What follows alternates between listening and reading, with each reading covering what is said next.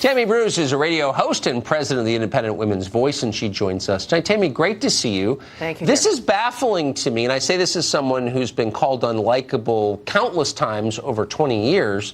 It doesn't seem like a sex-specific criticism. And again, I'm saying this as an unlikable person.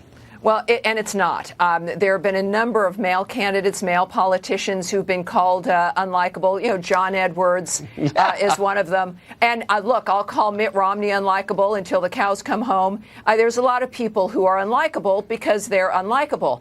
But here's the problem here. As a woman who wants to see more women in leadership, the more that we cast women, this is a contrived issue, the argument, it really puts us into a framework of the Democrats wanting to make it inappropriate to criticize women politicians for any reason. Yeah. And, you know, infants don't become president, right? Well, we've got to be able to engage with the arena. We know things are going to be said. If you can't handle how you're described, then you're not going to be able to run the free world. But the other problem here is that they're suggesting that women either really can't handle it or they can't push back on the merits of the issue, and that's the other problem. So what they're doing is, in fact, sexist by arguing that women either can't be called a name, and sometimes it's unpleasant. None of us like it, certainly, especially if you are unlikable.